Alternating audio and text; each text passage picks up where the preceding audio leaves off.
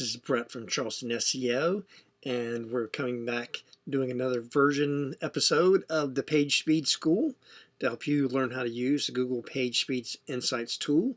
And this is lesson number 2, and it's on optimizing images.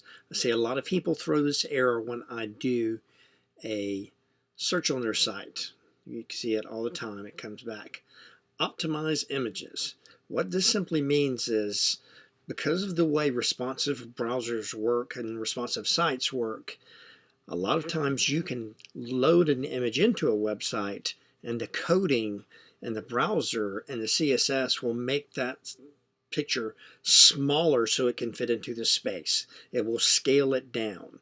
However, it doesn't send a scaled down version out over the phone.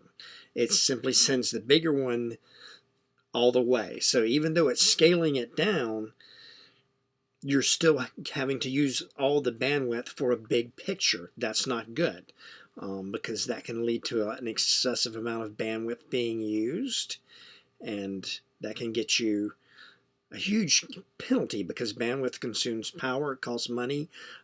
It's costing Google money. It's costing the server companies money. And in the big picture, it's not green. It's leaving a big carbon footprint if you only need to load a 250 by 150 pixel image and you load a 2500 by 1500. Come on, that's 1,000% more than it needs to be. If I sent you to the store with $10 and told you to buy $10 worth of something and you came back and said you spent 1,000, I'd flip my lid, as you would, as Google does when they look at your site and see that images are way too much, just way too much bigger than they need to be. And in this instance, let's look at the actual numbers on this. And this is not bad. I have seen worse. A lot of times the little ones won't give you a huge boost in rank. You can see that if we compress this image, we'd get a 5%, and this one's 5%, the next one's 3, another 3.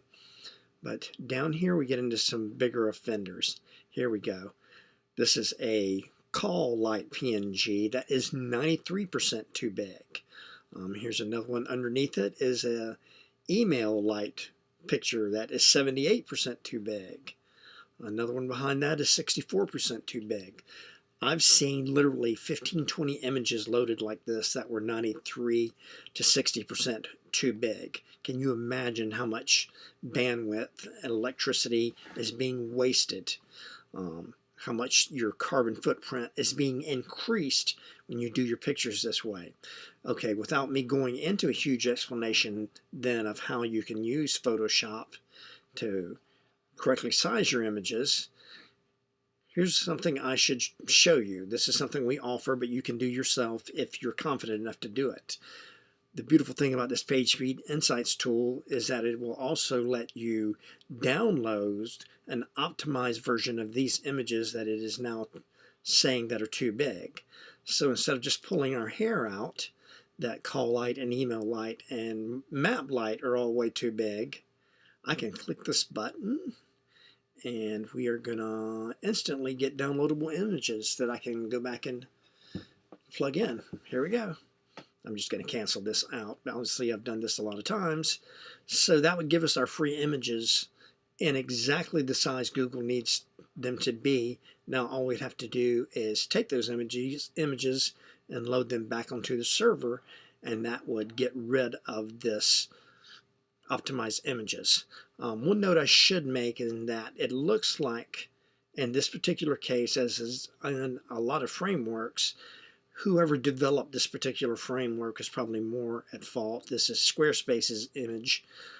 So more than likely when this person picked this template out for Satsang Yoga in Charleston, this was something beyond their control. This looks to me like maybe some of their pictures are just a little tiny bit too big, but the actual pictures from Squarespace that are way huge are more than likely out of their control. There again, that's one of the disadvantages of using pre-built frameworks as opposed to using hand-coded HTML. However, you may not be able to hand-code HTML or want to learn or deal with all that. So every platform has its pros and cons. I'm not saying you can't rank with a WordPress or Squarespace framework? Obviously you can. These people rank pretty high.